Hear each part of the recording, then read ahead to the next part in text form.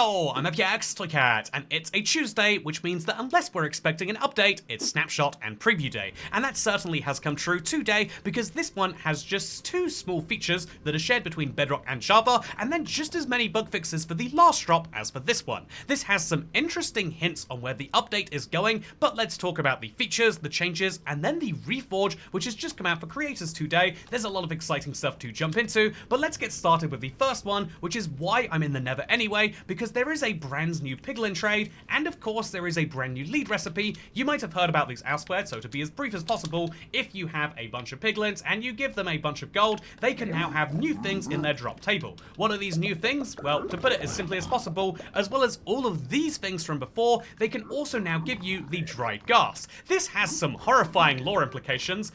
The vibe is meant to be that these guys are literally taking gas from their parents, drying them, and then keeping them, but only when someone comes over with the right trades are they willing to give them away. I don't know what's going on here, but it's strange. And speaking of strange, the piglins have also been updated so that baby piglins aren't meant to be able to have golden swords anymore. I think that this is an odd change that is just on the Bedrock version of the game, and it's just something notable you want to know about, because otherwise they might get into all sorts of weird accidents. Speaking of weird accidents, the second change that they made is one that you can actually take advantage of if you get string from these piglins, because if you get string, you'll be able to use it to craft a lead. I know what you're thinking. Oh no, you need to use a slime ball. That's the recipe. But nope, not as of this snapshot and this preview.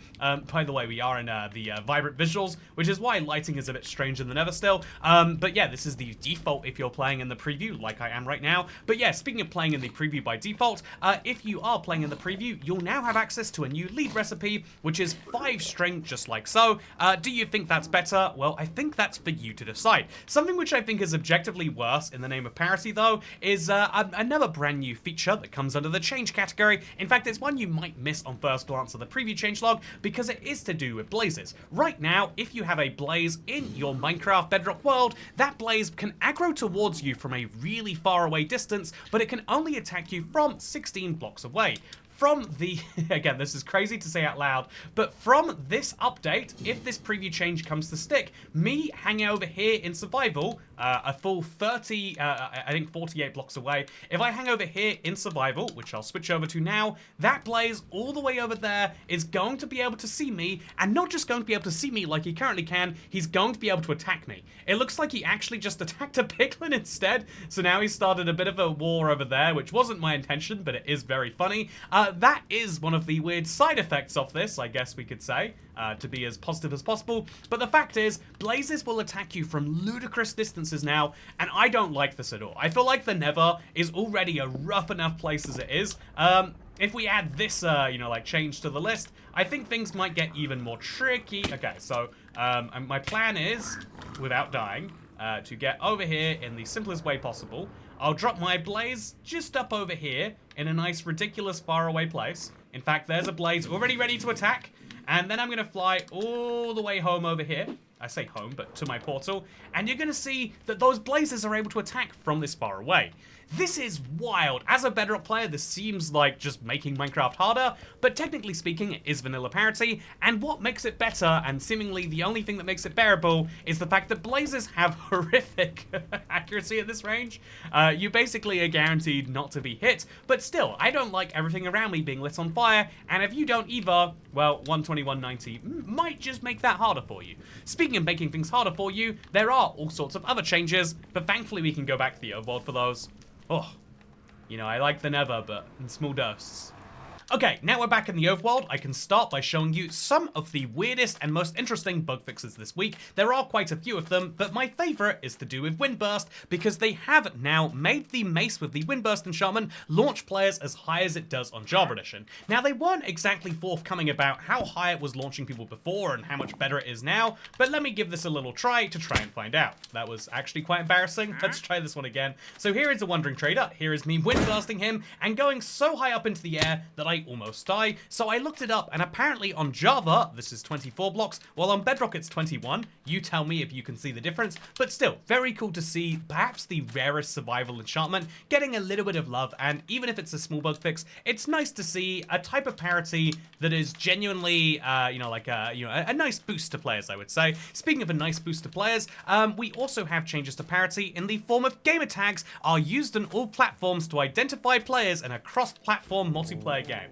I just want to point this one out because even my editors were confused. What does this mean? And as far as I can tell, there's no easy definition besides implying that Minecraft might have accidentally not been doing this before. But yeah, when you play in a cross-platform game, the only way you can identify each other is the gamer tag, which is important because technically speaking, they've changed it so that the distance for the players on the locator bar will actually modify the size of the dot rather than the opacity, which means that you'll go from having a small dot to a big dot to a circle. Very, very exciting stuff. Basically, multiplayer is a minor theme of this update, it does seem, and it's something kind of important. However, they are still focusing on graphics and sounds, and indeed, they put a lot of work into fixing things from the spring drop, the Spring to Life update, and so allow me to show you exactly what those are.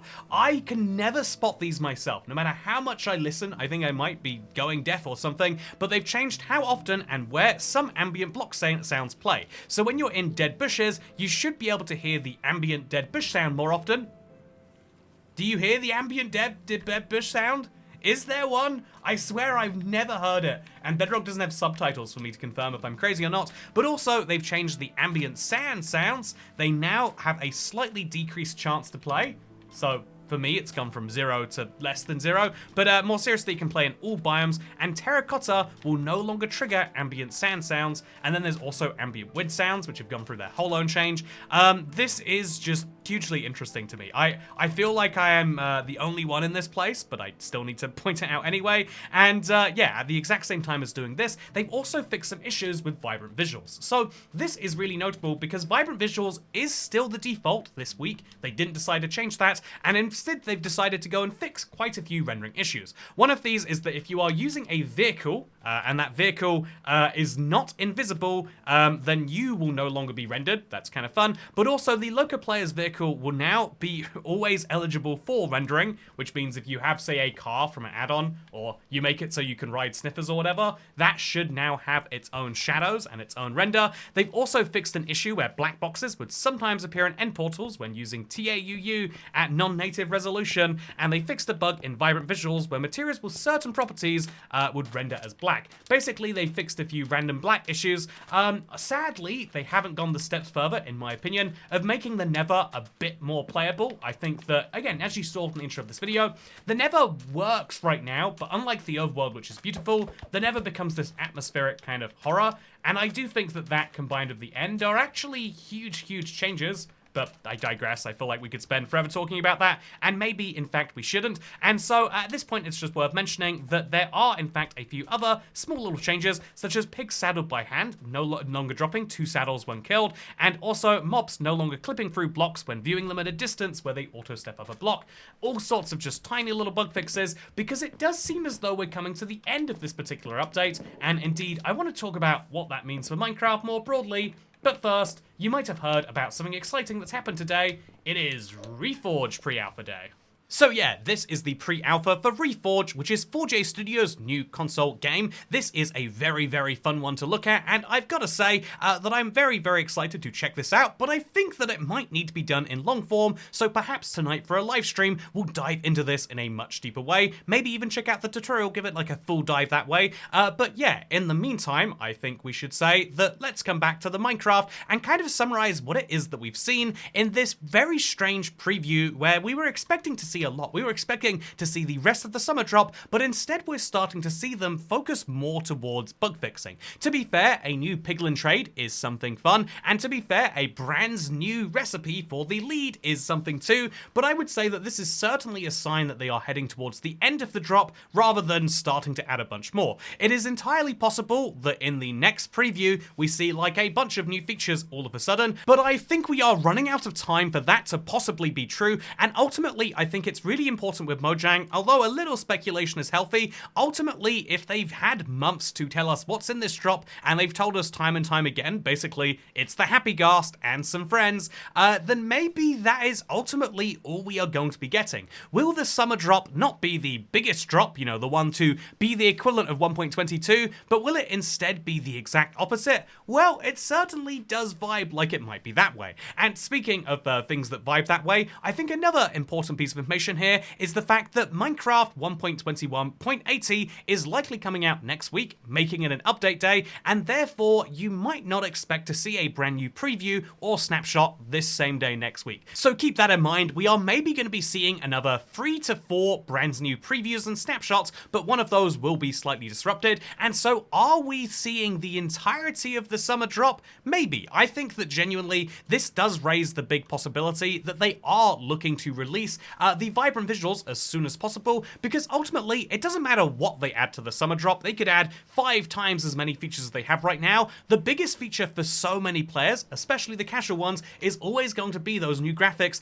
and given that they have clearly made those the default starting with this preview, I think that that is where their focus is right now. And is that a good thing? I guess that is something I'll leave up to opinion, but for now we have one of the strangest betas and previews. I'm not going to sugarcoat it and pretend that it's an incredible one when it's not, but it is a huge change to the Nether that has made it much more hostile, and it is a huge change to what we are expecting from this drop, and hopefully you found this video about it to be useful. If so, consider checking out my live stream tonight. I might also play some Oblivion Remastered. I love that game so much, and I've been looking for opportunities to stream it, but also, because I've been sick this last week, I've been missing out on, I missed out on the ability to play some Super Flat Core. There's a lot that I have to catch up on, and I'm looking forward to doing so via live streams this week, so make sure to subscribe and notifications and everything like that, and I hope to see you from next week's preview, where maybe I'm wrong about everything, and there's a bunch of new features. I mean, if I was wrong about 1.22, I can only pray that I'm wrong about the number of features in this update too,